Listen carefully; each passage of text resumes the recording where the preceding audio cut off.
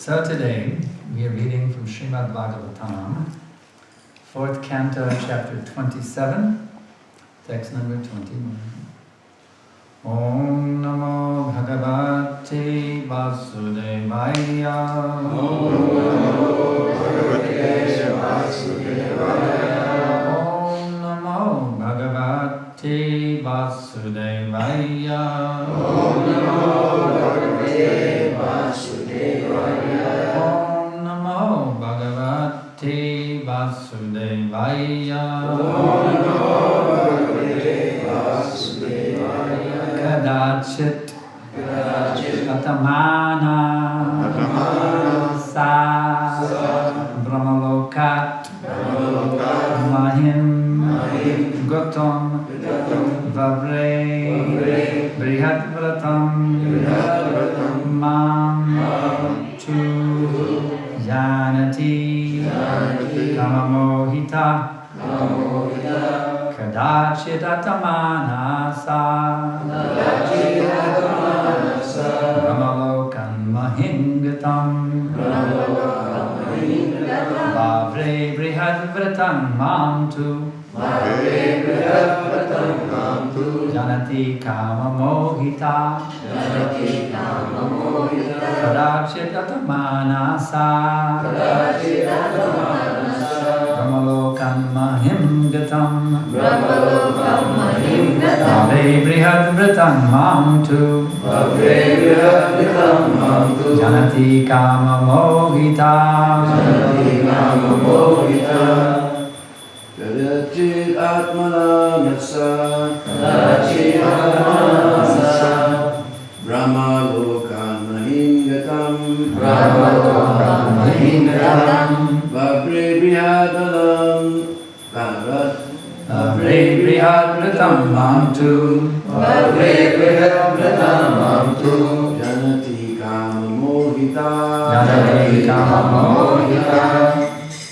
Translation and purport by the Divine Grace, Srila Prabhupada. When I once came to this earth from Brahmaloka, the highest planetary system, the daughter of time, wandering over the universe, met me. Knowing me to be an avowed brahmachari, she became lusty and proposed that I accept her. The great sage Narad Muni was a Naishtika brahmachari.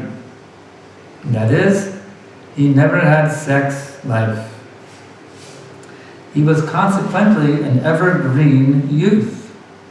Old age, jara, could not attack him. The invalidity of old age can overcome an ordinary man, but Narada Muni was different. Taking Narada Muni to be an ordinary man, the daughter of time confronted him with her lusty desire. It requires great strength to resist a woman's attraction. It is difficult for old men, and what to speak of young. Those who live as brahmacharis must follow in the footsteps of the great sage Narad Muni, who never accepted the proposals of Jara. Those who are too much sexually addicted become victims of Jara, and very soon their lifespan is shortened. Without utilizing the human form of life with Krishna consciousness, the victims of Jara die very soon in this world.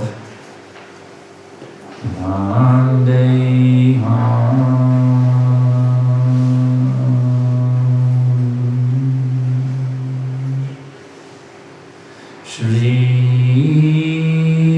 Guru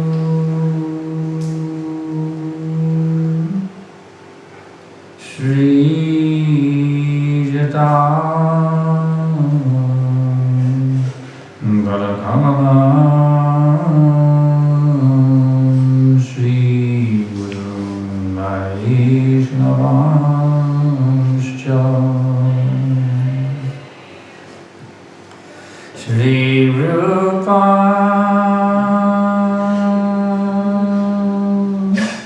sagrajatam savagana lagunatam vitam tam zriva sadaitam zadutam parijana saitam Krishna Chaitanya Deva Shri Radha Krishna Padam Samagana Lalita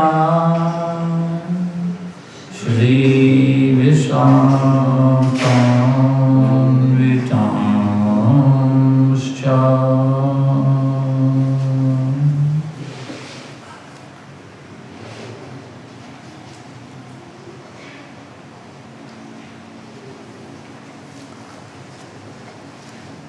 So, it is very clear in this book.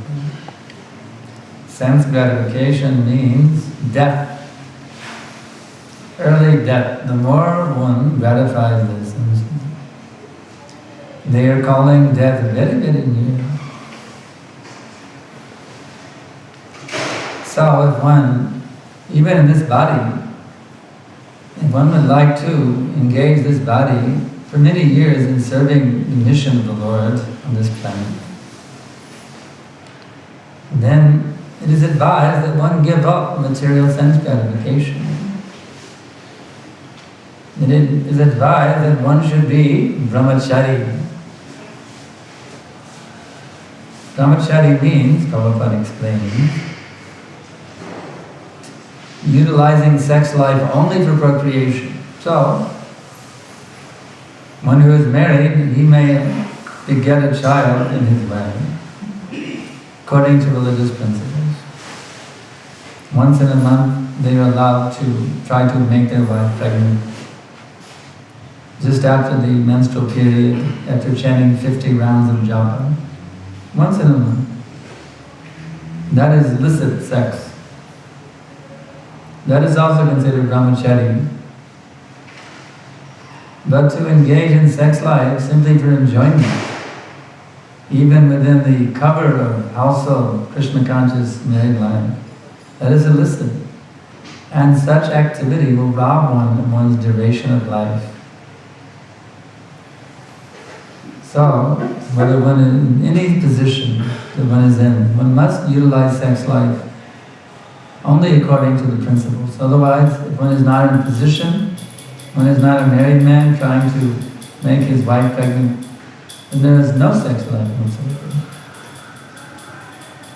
So in our society we have brahmacharis in every level. There is brahmachari, grihastha brahmachari, vanaprastha brahmachari, sannyas brahmachari, brahmacharini brahmachari. Everyone brahmachari. This is brahmachari movement. By this brahmachari principle of not utilizing sex life for sense gratification, we become liberated from the debilitating effects of such sinful activities. Someone may say, well, why? I mean, what's the difficulties? It releases tension. After a hard day at the office, I mean, what's the problem? Well, the problem is this. Our anxiety is actually due to our misidentification with a rotting material body. The self, which is eternal, full of bliss and full of knowledge, is by nature full of happiness. Anandamayo vyasat. The nature of the living entities, he's full of bliss. So, any activity or any sort of consciousness which brings him into identification with this body is simply pulling him into a suffering condition.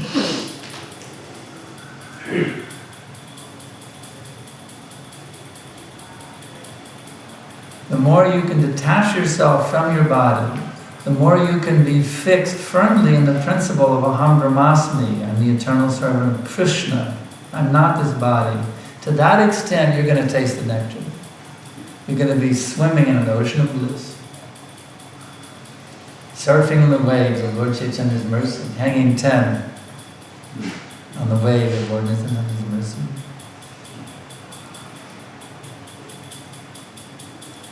But anything that brings us into thinking this is me and my pleasure is right here in these senses, it's suicidal.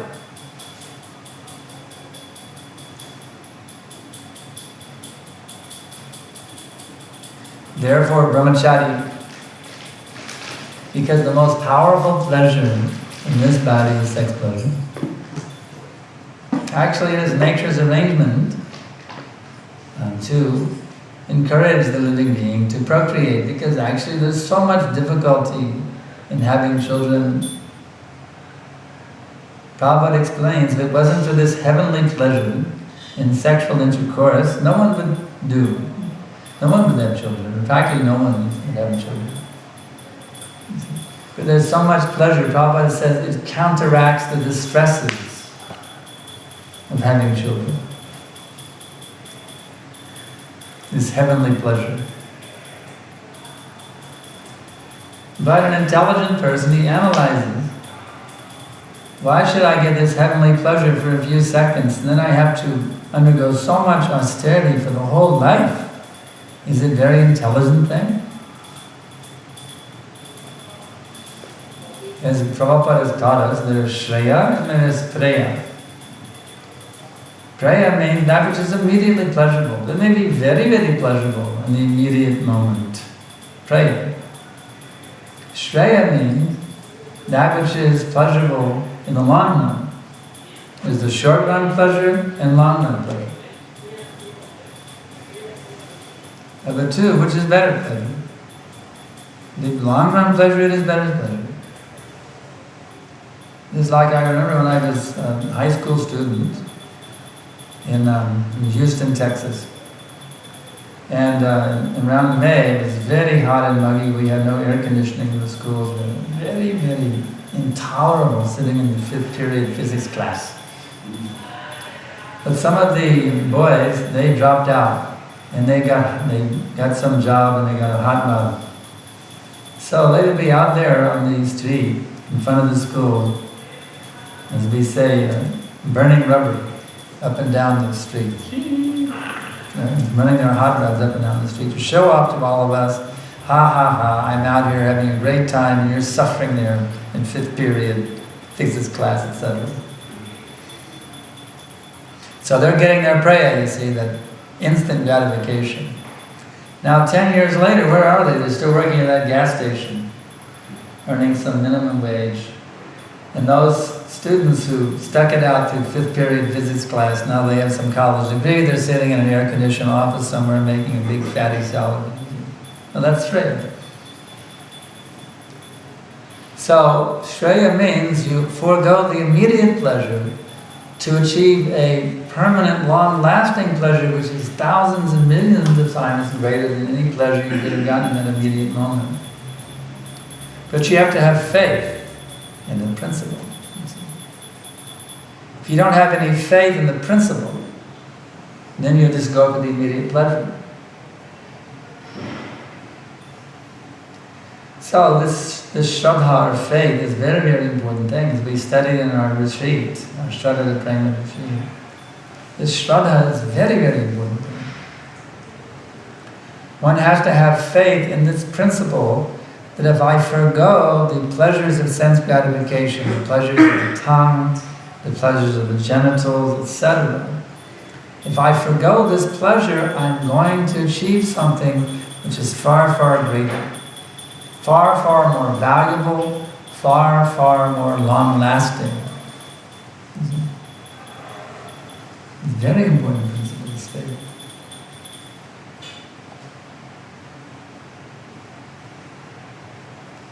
So therefore, the devotees, they tolerate the screaming of the senses. The senses in this material life are very much accustomed to being overindulged. And when we come to Krishna consciousness, they're not very happy. They're being denied what they're used to getting. And they make a big protest. They complain. So one has to be callous to the demands of the senses when one takes up this path of bhakti. One has to act with intelligence, no longer under the dictates of the senses. One must act using one's intelligence under the instructions received from the spiritual master, from the Vaishnavas, and from the scriptures. Mahajano yena gata sapanta. One intelligently takes his dictation from higher authorities, not the lower authorities, the material senses. And by intelligently, discriminatively, judiciously, taking instructions from that place, where one can actually achieve something which is permanently valuable, brahmasyaukam tivanantam, then one cashes in and achieves the greatest result. One achieves the greatest blessing, the greatest opulence, the greatest good fortune, Krishna consciousness. This Krishna consciousness surpasses anything that one can have anywhere within this material world of Brahma Bhavana Loka, Punaravartinarjana, Mamupechidukonteya Punarjanmana Vijyate. From the highest planet in this material world down to the lowest, all are places of misery, wherein repeated birth and death take place, but one who attains to my abode, O son of Kunti, Punarjanmana Vijyate, never take birth again. So this is intelligence. When those senses are screaming, give me sex, give me food, give me, you say, shut up. You're not going to get it. There's only one agenda now, and that's bhakti, Krishna bhakti. From here on out, that's it. Nothing but Krishna bhakti.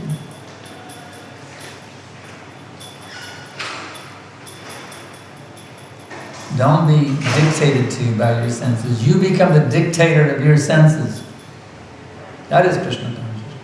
Goswami, you become the dictator of your senses. Vatsho vegam, manasa krodha vegam, jiva vegam, udaro pasta vegam, etan vegan yoga shaheta dera sarvam vegam. If you can conquer your senses, you'll become an empowered preacher. You can spread this movement all over the world. I even read there was a Hindi saying that if you conquer your mind, you can conquer the whole world. And that's a fact. Confirmed by Krishna. Yad yad acharati shreshtas tattareveta rojana sayat pramanam kurute lokastat anuvartate. Whatever the great man does, and who's the great man? The Goswami, one who conquers his senses. He is big man. Whatever the great man does, the common people follow in his footsteps. Whatever standard he sets, by exemplary acts, all the world pursues. Lokastat anuvartate. So this is how we will be successful in this movement, in pushing forward this Krishna consciousness movement. By pushing forward right here, you see, within the heart. Developing this brahmachari consciousness, that my senses are no longer available, or no longer will be utilized in sense gratification. From here on out, my senses will only be utilized in the service of Krishna. When one develops this Goswami consciousness, they develop the power to inspire others to become Krishna conscious. The more you have Krishna, the more you become blessed with the ability to give Krishna. And then the more you give Krishna, the more you give Krishna. So it's a wonderful, ever-expanding circle.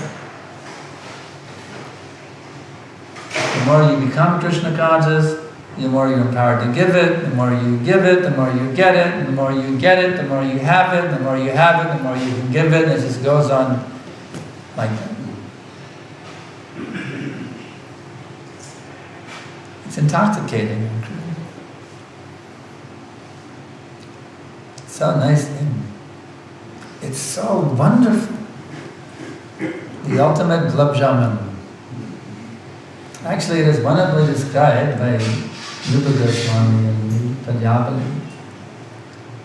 Tunde tundavali ritim vitinite tundavali lamdi karna krodha kadambali gatayate kunarvile vaspeham cheta prangana sangani vijayate sarvendriyanam kritim no jane janita kriya no jane janita kriya Krishna divan vai.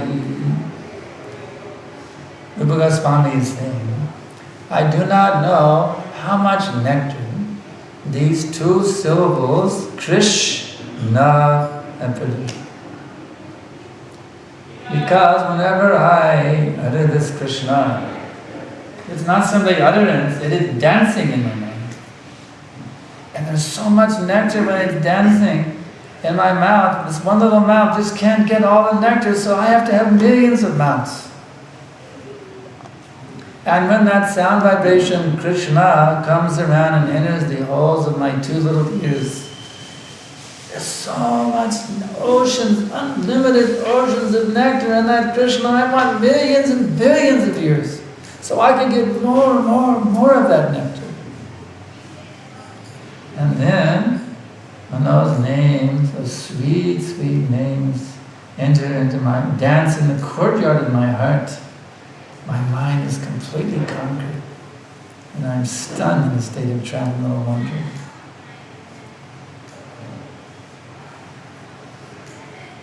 So this is the great ecstasy which is available for us. If we can just become brahmachari and stop catering to the demands of the senses, either gross or subtle.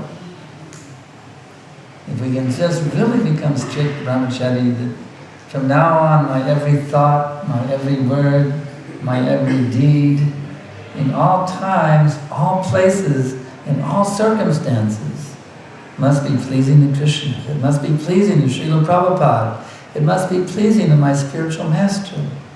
My every thought, my every word, you see. One must become a perfectionist. At every moment, I have to be perfectly engaged in Krishna consciousness, you see. We should push ourselves. Now we're struggling in so many ways. And not in the Navritti platform, struggling. How to get rid of these rascal thoughts, these rascal words, these nonsense activities we still fall into. You see, it's a great struggle. The Sanatana Vritti stage is a great, great struggle. We're so much being interrupted in our Krishna consciousness. But when we get beyond the Sanatana Vritti stage, we finally stop catering to the demands of the senses. Then we learn from the Acharyas that we achieve this state known as Nishtha, where there's hardly any disturbance at all. It's like there's a huge storm, horrible storm going on, and the storm blows over, and now it's a wonderful calm. Nishtha is like that, as we study from the Acharya. Now we're in this horrible storm, the senses storm, the storm of the senses. But if we just have faith in Srila Prabhupada's teachings, have faith in our spiritual masters, and just continue through this storm of the senses, and finally we'll come out of the storm and come to that wonderful stage of Nishtha. where there's hardly any disturbance at all, and then it'll become even less disturbed. It becomes the Ruchi stage, and in this way, on and on to prema. So we have to have faith in this process. We should never give up. It may be sometimes very easy for us, sometimes it may be very difficult also. Sometimes it just seems intolerable. Prabhupada told us like that. He said, even if it is intolerable to remain in the society of the devotees, still one should tolerate it. As he said, there's nothing intolerable. But we are thinking intolerable.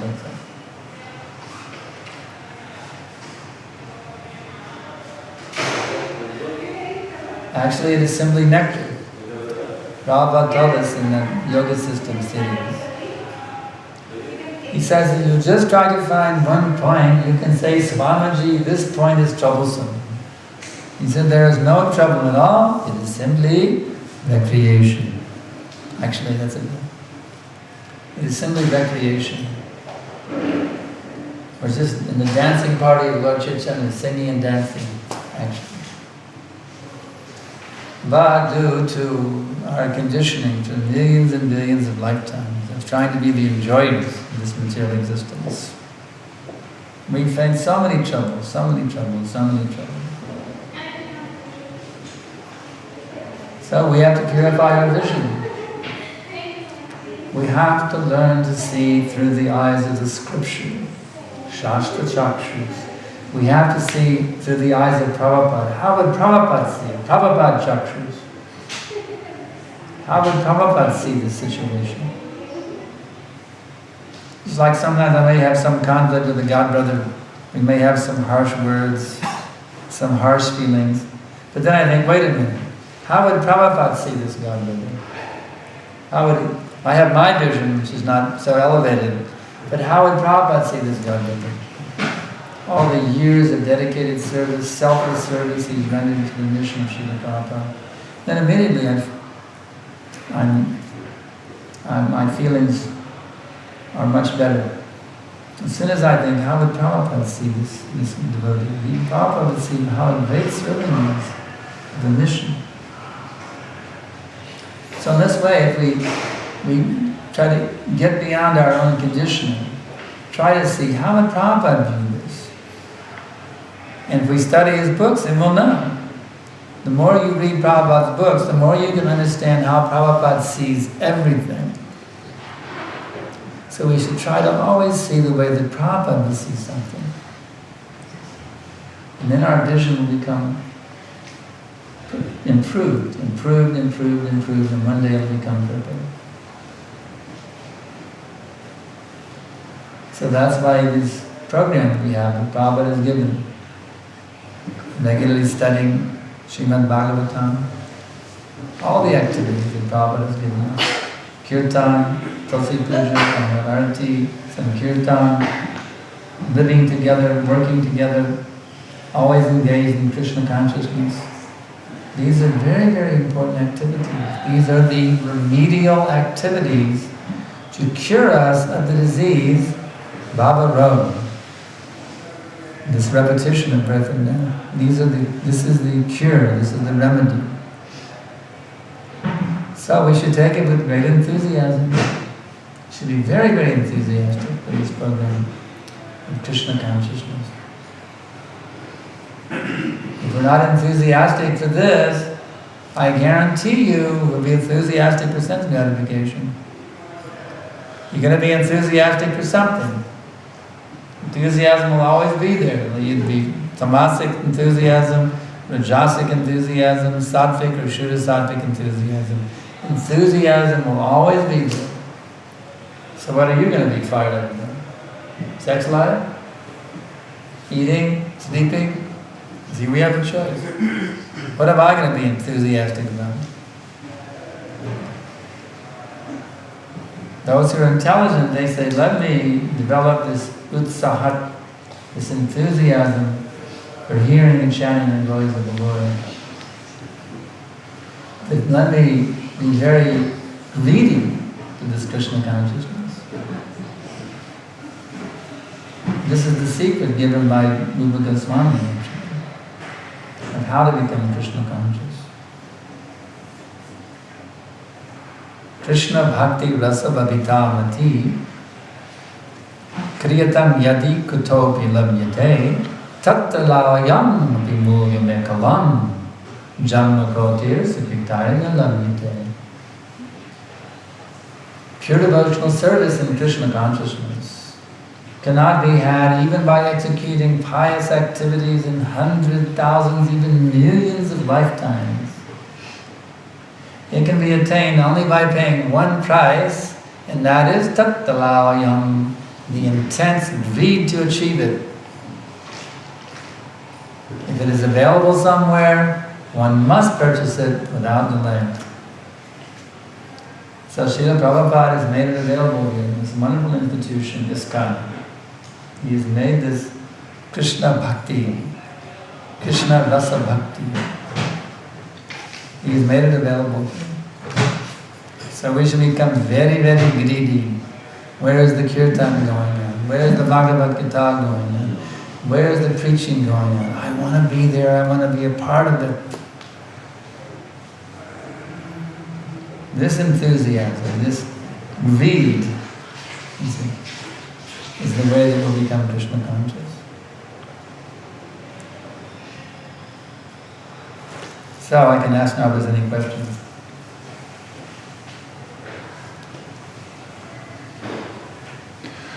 Gurudev, could you kindly tell more about your personal experience of conquering the senses? Have you experienced any difficulties conquering any of them? Yes, there's so many difficulties.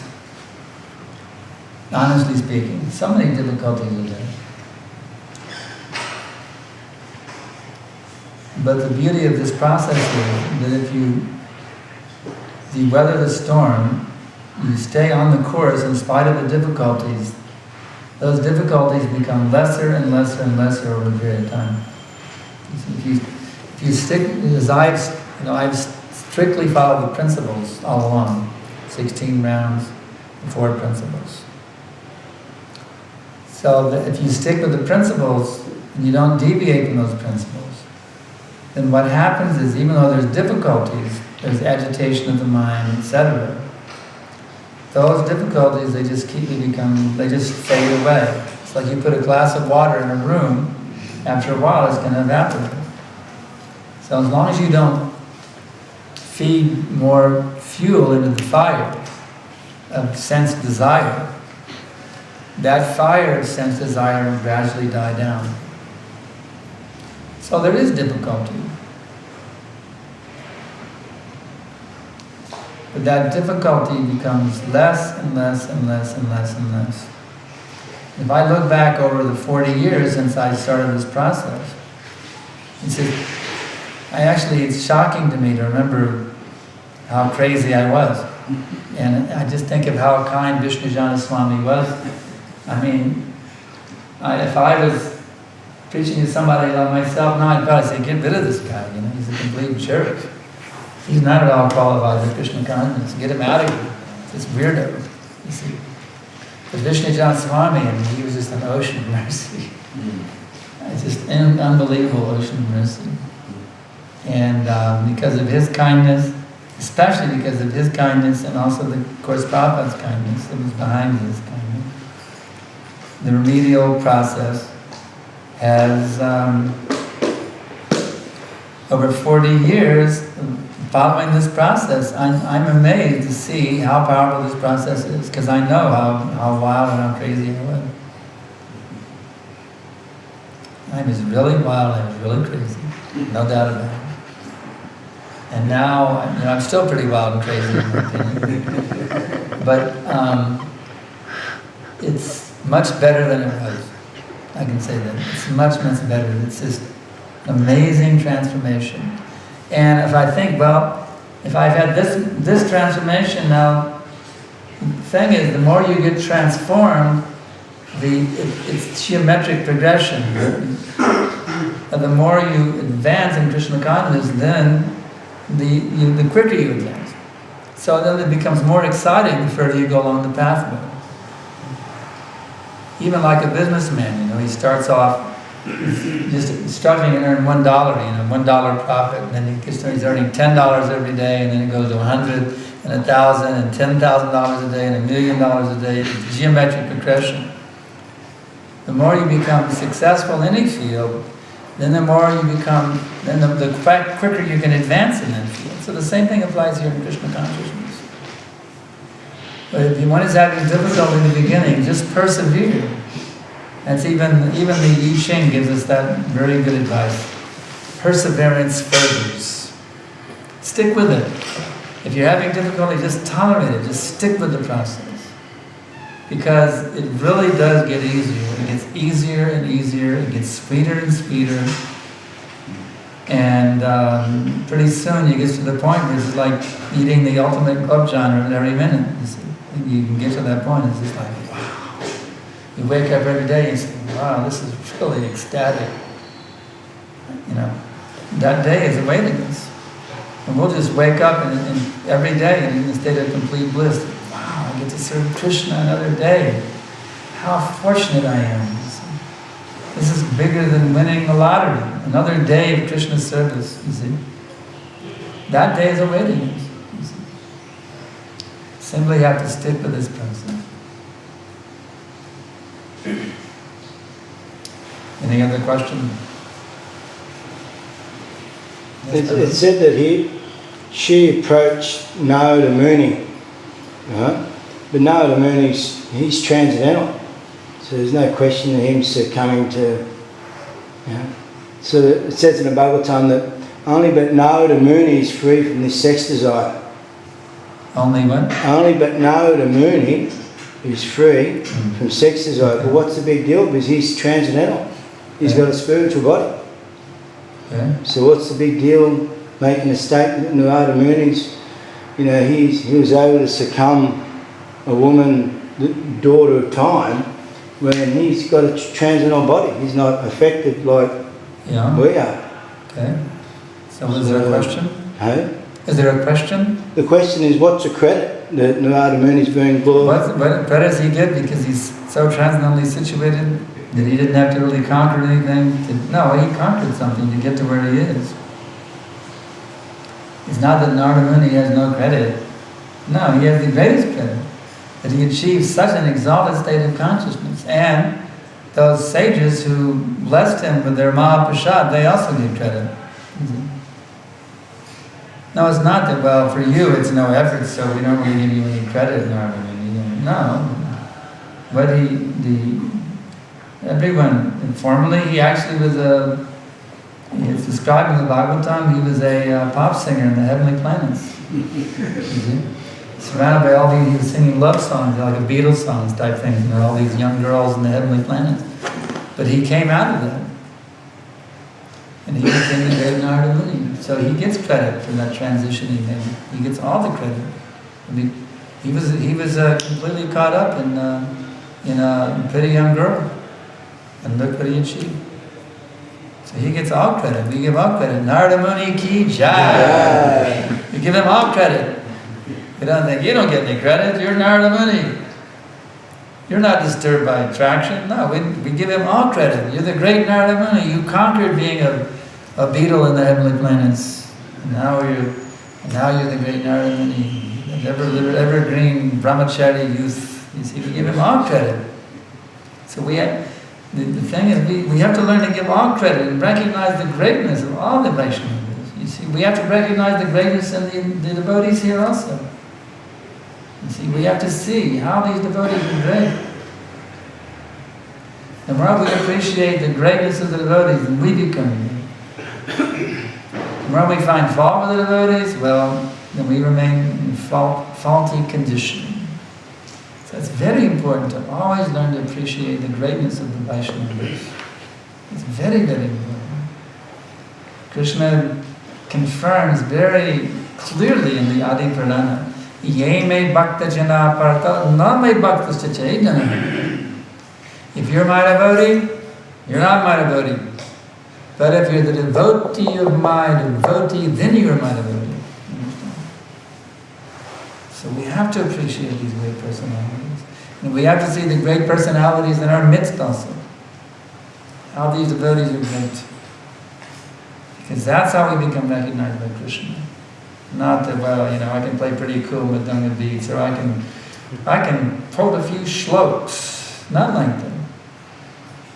How much do you appreciate the devotees? That's how Krishna recognizes you. Any other questions? Dinabandhu Prabhu, the great preacher. Anyway, thank you for a very wonderful class. Thank you for a very wonderful class. Prabhupada's mercy. This theme was reminding me of, you ever seen Bhaktivinoda's Godruma Bhajana Upadesh? He has a very beautiful song called Godruma Bhajana Upadesh. I may have, but that doesn't ring a bell right now. Anyway, there's this beautiful verse about Lord Chaitanya. When Gaur Purnima comes, I try to learn a couple more. This is a big, long, and I try to learn a couple more verses. But it's either the second or the third verse.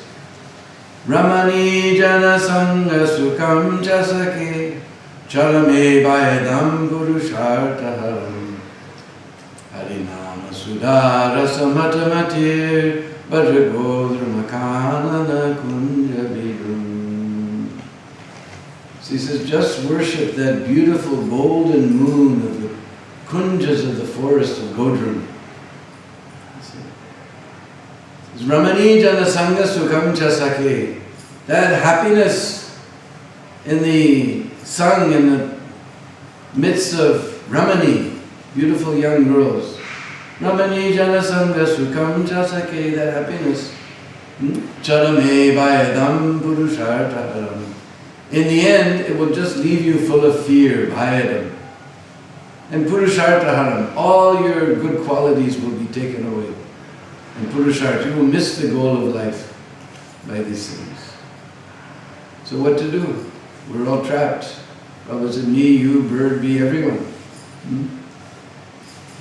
Ramani jana sangha sukham chasake charame bhayadam gurushartaharam harinama sudara samatamatir bhajagodana kanana kunjavidum.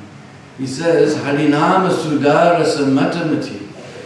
That you just become completely absorbed in that nectar of the holy name of Krishna and worship this beautiful golden moon of the forest of Godrum. So that's the only solution.